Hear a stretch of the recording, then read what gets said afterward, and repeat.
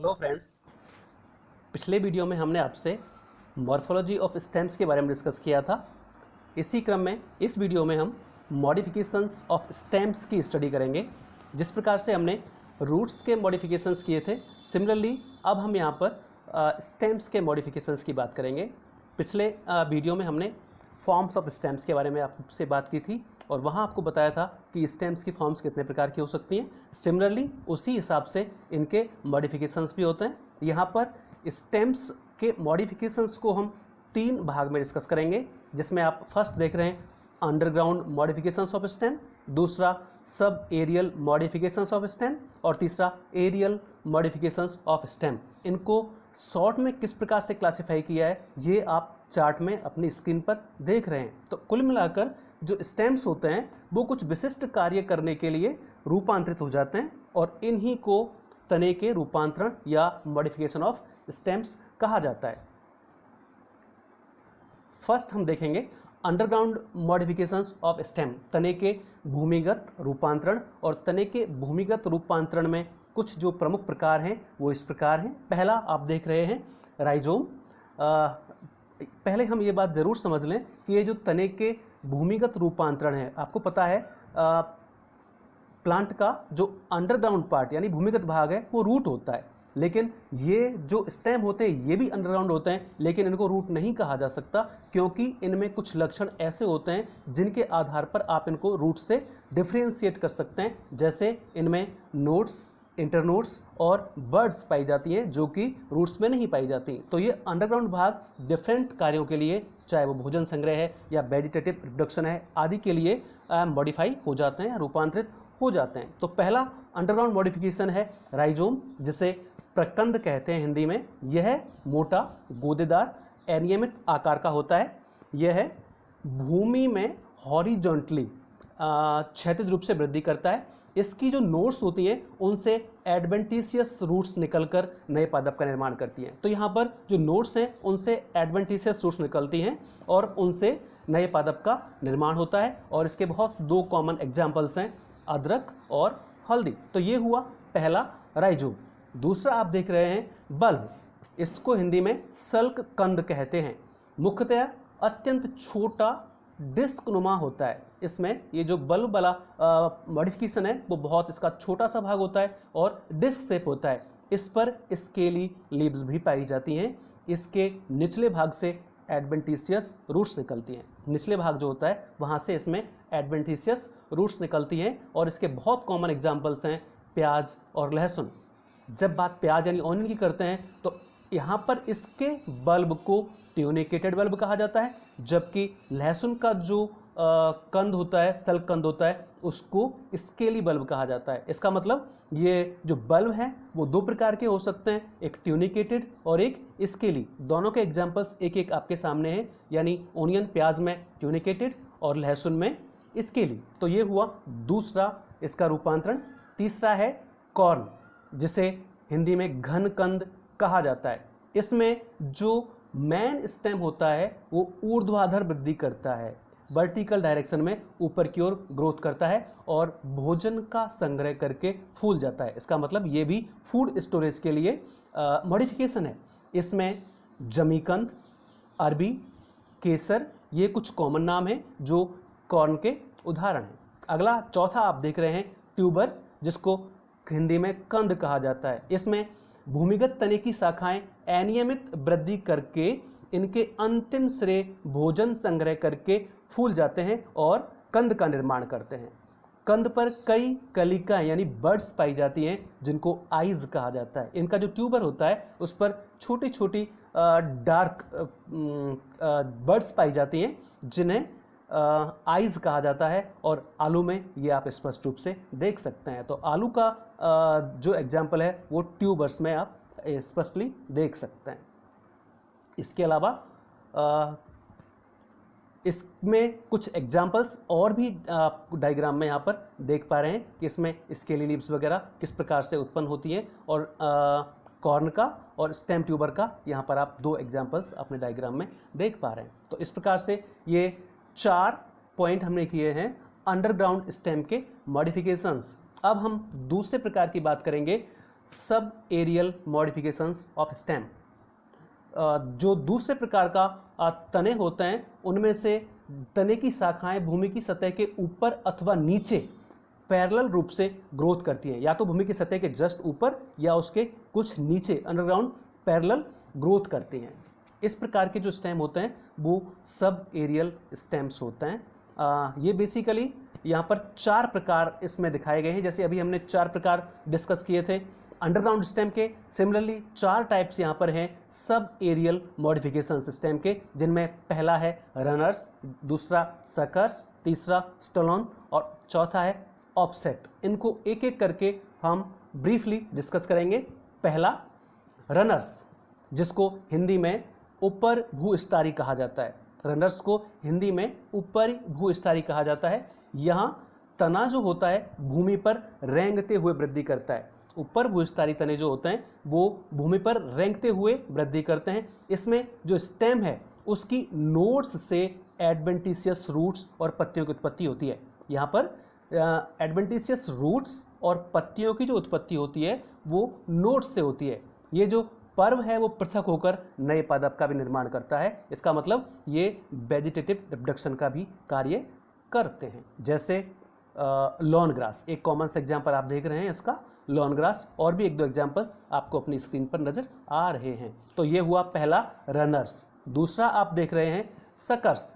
Suckers को हिंदी में अंतः भूस्तरीय कहा जाता है। यहाँ मुख्य तने के आधारीय भाग से लेटरल ब्रांचेस निकलकर भूमि में चली जाती हैं। जो मेन स्टेम होता है उसके बेसल पार्ट से कुछ लेटरल ब्रांचेस निकलती हैं और वो भूमि में चली जाती हैं और पुनः वायवीय होकर पर्व संधि से अपस्थानिक जड़ें निकलकर नए पादप का निर्माण करती हैं। यहाँ पर पहले जो लेटरल ब्रांचेज हैं वो अंडरग्राउंड होती हैं और वापस से ऊपर आकर उनसे ही फिर एडवेंटिशियस रूट्स निकलती हैं और उनसे नए पादप का निर्माण होता है, नए प्लांट का उससे निर्माण होता है। इसका मतलब यहाँ भी ये कहीं ना कहीं वेजिटेटिव रिप्रोडक्शन में हेल्प करता है। और पुदीना, गुलदाउदी इसके कुछ कॉमन एग्जाम्पल्स हैं।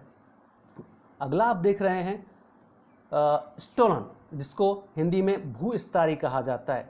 इसमें मुख्य तने के आधार से लेटरल ब्रांचेस निकलकर कुछ दूर वायवीय भाग में वृद्धि करने के पश्चात भूमि के अंदर चली जाती हैं। देखिए इसमें थोड़ा सा ऊपर वाले पॉइंट में और इसमें ये अंतर है कि वहाँ पर भी कुछ दूरी तक वायवीय भाग में जाकर नीचे की ओर शाखाएं जाती हैं, लेकिन वापस ऊपर आ जाती हैं। यहाँ पर ऐसा नहीं होता। यहाँ पर ये लिखा है कि जो लेटरल ब्रांचेज हैं वो निकलकर कुछ दूर वायवीय भाग में वृद्धि करने के पश्चात भूमि के अंदर चली जाती हैं और नए पादप का निर्माण कर देती हैं। और इसका एक कॉमन एग्जाम्पल है स्ट्रॉबेरी। तो ये हुआ तीसरा प्रकार। चौथा आप देख रहे हैं ऑफसेट, जिसे हिंदी में भूस्तरीय कहा जाता है। ये जनरली जो जलीय पौधे होते हैं उनमें पाया जाता है। इस प्रकार का मॉडिफिकेशन प्राय हाइड्रोफाइट्स में पाया जाता है। तना जल में रेंगते हुए वृद्धि करता है, जैसे ऊपर भूस्तरीय जैसी होती है। इसकी जो संरचना है वो अभी हमने जो पढ़ा था ऊपरी भूस्तरीय उसके ही जैसा होता है। इसमें शाखाएं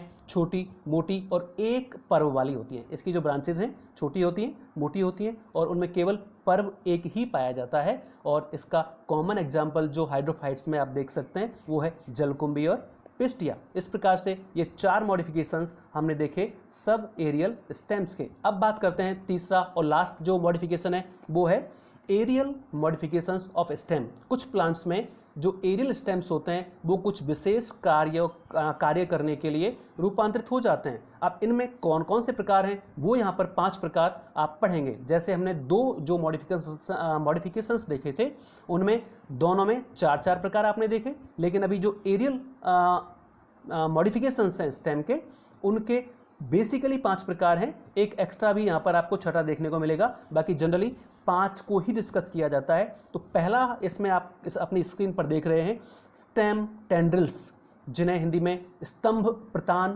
कहते हैं।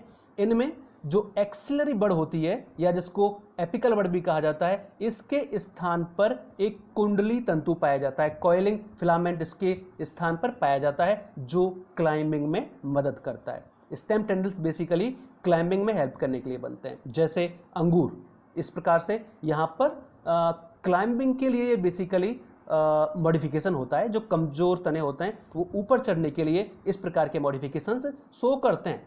तो ये पहला हुआ स्टेम टेंड्रिल, इसमें आप डायग्राम में ये सब देख भी पा रहे हैं। अगला है स्टेम थॉर्न यानी स्तंभ सूल, हिंदी में इसको स्तंभ सूल कहते हैं।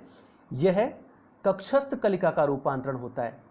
यहाँ पर जो मॉडिफिकेशन है वो बेसिकली एक्सिलरी बर्ड्स में होता है। यह है काष्ठीय, सीधा और नुकीला होता है। जो थॉर्न होते हैं वो वुडी होते हैं, इरेक्ट होते हैं और नुकीले होते हैं, जैसे नींबू, बोगेनविलिया। ये आप बहुत स्पष्ट देखते हैं, नींबू का प्लांट आपने सबने देखा है, नींबू में किस प्रकार से थॉर्न पाए जाते हैं। और बेसिकली यहाँ ये जो मॉडिफिकेशन होता है जहाँ पर स्टेम कांटों में रूपांतरित हो जाता है, ये प्रोटेक्शन के लिए होता है ताकि प्लांट की बाहरी आघातों से सुरक्षा की जा सके। तो एक आपने ये इसका मॉडिफिकेशन देखा है, स्टेम थॉर्न यानी स्तंभ सूल। अगला फाइलोक्लेड्स, जिसको हिंदी में पर्णाभ स्तंभ कहते हैं। हिंदी के नाम से बहुत इसका मतलब स्पष्ट हो रहा है, पर्णाभ स्तंभ, ऐसा स्तंभ जो पर्ण के जैसा हो यानी पत्ती के जैसा हो, यानी पत्ती के जैसा कार्य करे।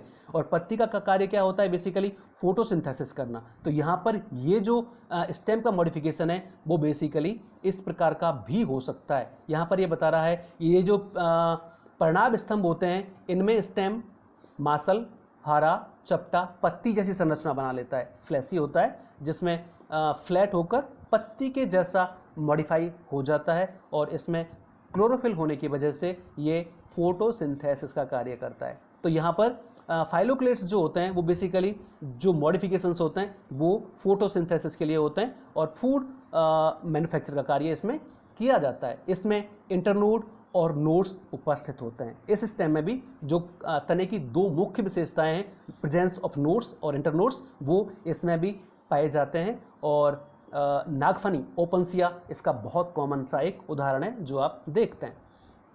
अगला है क्लेडोड, जिसे हिंदी में पर्णाभ पर्व कहते हैं। यह है एक पर्व वाला पर्णाभ स्तंभ होता है। अभी जो आपने पिछला रूपांतरण पढ़ा था वहाँ पर कई सारे पर्व होते हैं इंटरनोड, लेकिन यहाँ पर केवल एक इंटरनोड होता है। तो अगर एक इंटरनोड वाला फाइलोक्लेड है तो उसको क्लेडोड्स कह सकते हैं। यहाँ पर भी ये जो स्टेम होता है वो चपटा, हरा और प्रकाश संश्लेषी होता है। सेम है, यहाँ पर भी ये मॉडिफिकेशन भी फोटोसिंथेसिस के लिए यानी भोजन बनाने के लिए होता है, लेकिन थोड़ा सा अंतर इन दोनों में ये है कि वहाँ पर नोड्स और इंटरनोड्स की संख्या एक से अधिक होती है, लेकिन यहाँ पर जो इंटरनोड होता है वो केवल एक होता है। इस प्रकार से इसको और इसको आप डिफरेंशिएट कर सकते हैं। एस्परेगस, रस्कस इसके कुछ कॉमन एग्जाम्पल्स हैं। पांचवा और अंतिम एक तरीके से देखा जाए तो ये एक रूपांतरण है जिसमें बल्बिल्स, जिसको हिंदी में पत्र प्रकलिका कहा जाता है, ये बेसिकली भोजन संक्रय करके फूल जाती है। यहाँ पर जो फ्लावर बड होती है इसमें इन स्टेम्स में जो फ्लावर बड होती है वो भोजन संग्रह करके फूल जाती है और पृथक होकर नए पादप का निर्माण करती है। अर्थात ये जो बल्बिल्स हैं वो बेसिकली वेजिटेटिव रिप्रोडक्शन के लिए मॉडिफिकेशन है। अर्थात यहाँ पर नए प्लांट का निर्माण बल्बिल्स के द्वारा हो सकता है और ये बल्बिल वास्तव में क्या है? फ्लावर बर्ड्स हैं जो भोजन संग्रह करके फूल जाती है और जैसे ये प्लांट से अलग होती हैं इससे एक नया पादप बन जाता है। तो ये इस प्रकार से वेजिटेटिव रिप्रोडक्शन में हेल्प करती हैं। तो इस प्रकार का रूपांतरण पौधे में कायक जनन के लिए पाया जाता है और इसका कॉमन से एग्जाम्पल्स आप देख रहे हैं, अगेव और रतालू, ये दो एग्जाम्पल्स इसके यहाँ पर आप देख पा रहे हैं। जनरली ये कम देखा जाता है। जो एक 6 पॉइंट आप देख रहे हैं, थैलेमस यानी पुष्पासन, जिस पर पुष्प जो फ्लावर है वो फ्लावर के चारों चक्र पाए जाते हैं, कैलिक्स, कोरोला, एंडोसियम और गाइनोसियम। आपको पता है फ्लावर्स के चारों भाग होते हैं जो एक विशिष्ट संरचना पर लगे होते हैं जिससे थैलेमस कहा जाता है। तो यहाँ स्टेम थैलेमस का निर्माण करके इन पौधे पुष्प के 4 प्रमुख अंगों को धारण करता है, जिनमें से 2 बेसिकली एंड्रोसियम और गाइनोसियम लैंगिक जनन की संरचनाएं होती हैं। ठीक है, तो इसका एक एग्जाम्पल दे रखा है गाइनेंड्रोप्सिस। इस प्रकार से ये 6 रूपांतरण आपने देखे हैं एरियल स्टेम्स के। तो जो तने की तीनों प्रकार के फॉर्म्स होती हैं, अंडरग्राउंड, सब एरियल और एरियल, इन तीनों ही प्रकार की संरचनाओं में या तीनों ही प्रकार के जो स्टेम्स होते हैं वो कुछ विशेष कार्य करने के लिए रूपांतरित हो जाते हैं। इन्हें ही तने के रूपांतरण कहा जाता है। ये रूपांतरण बेसिकली भोजन संग्रह के लिए या सुरक्षा के लिए या कायिक जनन के लिए या कुछ और विशिष्ट कार्यों के लिए हो सकते हैं। जिस प्रकार से रूट्स विभिन्न कार्यों के लिए मॉडिफाई होती हैं, उसी प्रकार से स्टेम भी या स्टेम के डिफरेंट फॉर्म्स भी विभिन्न कार्य करने के लिए मॉडिफाई होते हैं और इनको बेसिकली हम स्टेम्स के सेकेंडरी फंक्शंस कहते हैं। जब पिछली वीडियो में हमने बताया था कि स्टेम्स के दो प्रकार के फंक्शंस होते हैं, प्राइमरी और सेकेंडरी, और जो सेकेंडरी फंक्शंस होते हैं वो बेसिकली स्पेसिफिक फंक्शंस होते हैं जिनको परफॉर्म करने के लिए जो स्टेम्स हैं उनको मॉडिफाई होना पड़ता है और स्टेम्स मॉडिफाई होकर इन डिफरेंट स्पेसिफिक फंक्शंस को परफॉर्म करते हैं। तो इस प्रकार से इस वीडियो में हमने अभी तक जो मेन पॉइंट डिस्कस किए वो थे मॉडिफिकेशंस ऑफ स्टेम्स, चाहे वो अंडरग्राउंड हो या सब एरियल हो, और lastly aerial modifications of stems. मैं समझता हूँ इस वीडियो से ये स्टेम्स के मॉडिफिकेशंस आपको समझ में निश्चित रूप से आए होंगे, क्योंकि हमारे ज़्यादातर विद्यार्थी 80 to 85% विद्यार्थी हिंदी मीडियम वाले होते हैं। तो मैं कोशिश करता हूं कि आमतौर पर वो भी लाभान्वित हो पाएँ। इंग्लिश वाले बच्चे, पूरा मैटर यहाँ पर इंग्लिश में उनको बहुत साफ नज़र आता है, उसको आराम से समझ पाएंगे। किसी भी विद्यार्थी को इस पॉइंट में कहीं कोई भी समस्या हो तो वो मुझे अपनी क्वेरी जरूर मेल करें, उस आधार पर मैं आपको रेस्पॉन्स करूंगा। मैं अपना व्हाट्सएप नंबर भी आपको बता दूंगा, उस पर भी आप अपनी क्वेरीज डाल सकते हैं। इस प्रकार से मैं चाहता हूं कि ज़्यादा से ज़्यादा बच्चे हमारे जो बॉटनी के हैं फाइनल ईयर वाले वो इससे लाभान्वित हों। आप इसको देखें और जितना हो सके तैयारी करें अपनी। Thank you.